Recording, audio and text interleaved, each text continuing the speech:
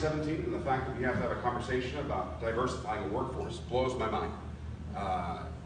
I've been making hiring decisions for over 13 years now, and that has never been something that's crossed my mind. So the fact that we still have to have that conversation, like I said, it blows me away. And here's why, because when you look at the brochure that you guys have, we're talking about tax incentives, policy initiatives, success stories, accommodations, and of course the ADA.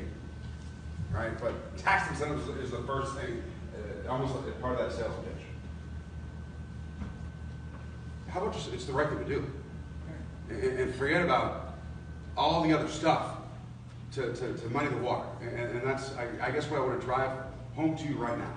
So I'm not sure what all of your businesses are, what your staffing complements are. I know I run boxes between $2 million a year, up to $82 million a year, with staffs up to 400 people. So I'm not sure what you're looking at or what you're looking for or what you can afford to hire in, so on and so forth. I have no idea. What I can tell you from a sales perspective, where my business relies totally on whether or not my associates can interact with the community. And they can only sell stuff if they can interact with the community. I have to make sure that my store represents the community I serve. And I also have to make sure that as a leader, or as the store coach, it's my job to challenge my associates to be better people, if that makes any sense, right? So in a lot of sales places, especially like commission boxes, we focus on the paycheck and your commission check and blah, blah, blah. And you know when you walk into that store because they're like sharks in blood, right? They're right on you, right? And typically, in my experience in those stores, there's not a lot of love in those boxes, and you want to get the heck out of there, right? When you do something like this and you diversify your workforce and you serve it as a store coach and you're challenging your people to be better people, you take the money stuff out of it, right? And when I have folks, and again, in my experience, when I hire folks that have these varied abilities, I'm not going to say disability, but varied abilities, it makes my team better because it puts people in situations where they may never have been to begin with. And I guess what I mean by that is, I grew up in Worcester, like I said. I went to the College of Holy Cross. And when I went there back in 2000, or 98, 99, blah, blah, blah, leading into 2000, there was a very small group, I'm not sure what the percentages are now, but people of color, right? So when you look at diversity, a lot of the students up there, based on the areas they came from, may never have interacted with someone of color. Right, so it opens up their minds. And tensions happen, whatever, but at the end of the day, you have a conversation. Same thing happens in the store. Depending on the environment I grew up in, I may never have interacted with someone with variability. So I may have read things, saw things, watched YouTube, whatever it is. But until I actually have that conversation with you face to face and get to know you as a person, I'm never going to know. And as far as I'm concerned, as a business leader, again, I focus on being a coach. It's my job to put my people in those positions to learn. And if I do that, then what's in it for me from the business, again, from business and sales, I'll get better salespeople. I'll get more customer traffic. I'll have a lot more of an engaged workforce because I can't necessarily give everybody a $10 raise based on their hourly rate every year. I can't do that, can't afford to do that. I can't afford to pass out turkeys and hams and all kinds of food and gifts and all that stuff every quarter. Can't afford to do that. But I can do things to improve morale.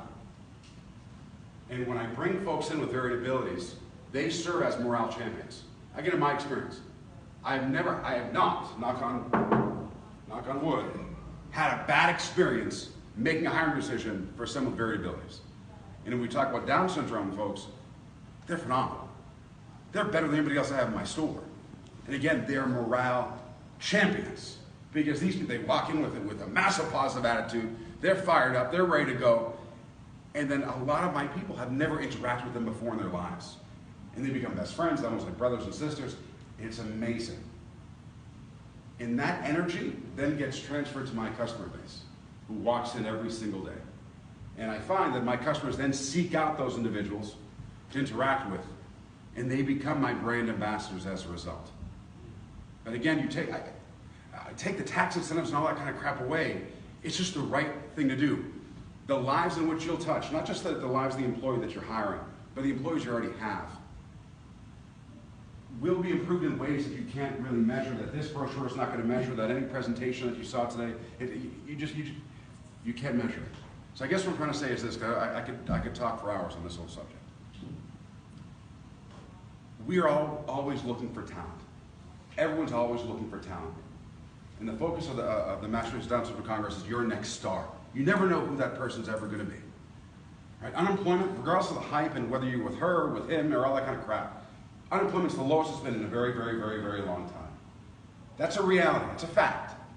And the economy is very strong. At least I can tell you from a home improvement perspective, it's very strong. I'm seeing a lot more customers this year than I saw last and the year before that. It's very strong. But as a result of unemployment being so low, it's not necessarily easy to find people.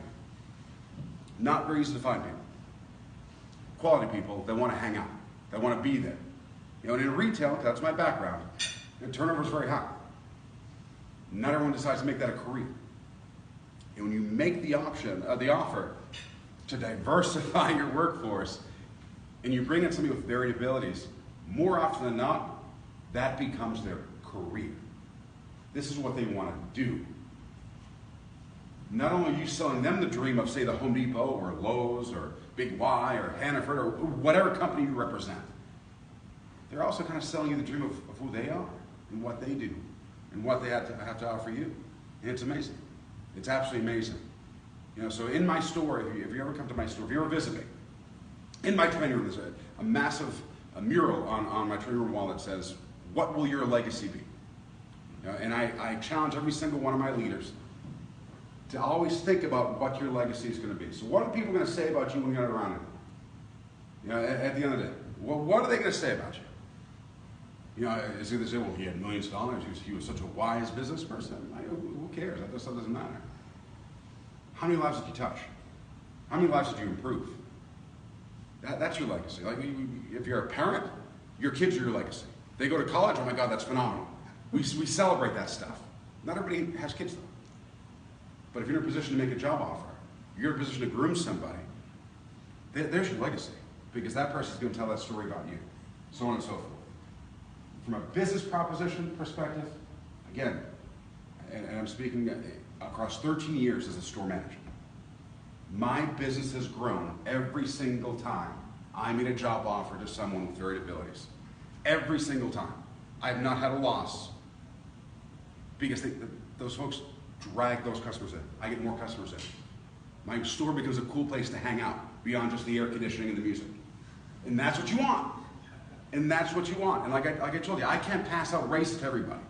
But if I can improve morale, and I can make people want to be at work because they love the people they're working with, then that's a win. My productivity increases, my costs go down, and again, my customers feel that same kind of love. It's crazy, but you know, if you ever walk into a store, and you guys all shop in varying places, you can walk in and kind of get a vibe. Is this a cool place? Or, oh my God. You just know. It's either electrifying, or the energy gets sucked right out of you. You know, and you just want to get out of there. I can tell you that when you make the job offer for someone and you take that, I guess you can consider it a risk. It's not a risk. It's not a risk. It's just the right thing to do. But when you make that decision, you take that leap of faith, you're going to electrify your building. You are going to electrify your building, and there's no merit increase or bonus or anything that could do that for anybody. It's being able to go to work and love who you're working with and learning from those people that you're working with, and that's the best gift that I can give any of my employees at a store. So, again, to end this whole thing, make the decision, do the right thing. Forget about all the other crap. It is all, I mean, it's great. If you get a tax credit, wonderful. You know, that's wonderful.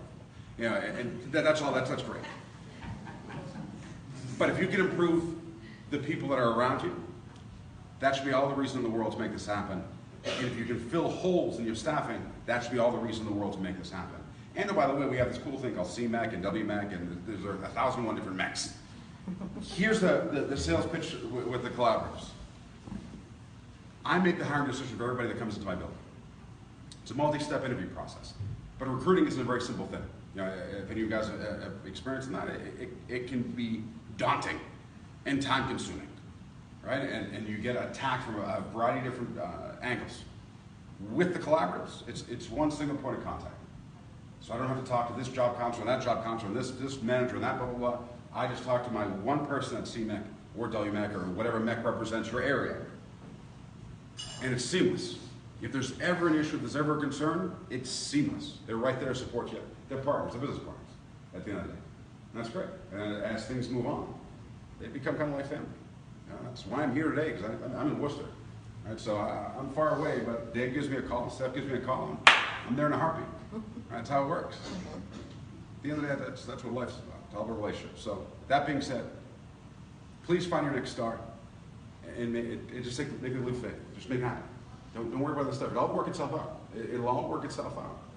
These people are amazing. They're amazing, and they're us. We treat them like some other group. I can't believe this. I guess 2016, we shouldn't be having that conversation. So, everyone, thank you so much. Hope the food was great. Love, hugs, kisses. If you have any questions, I'll be sticking around. I'll see you soon. Thank you very much.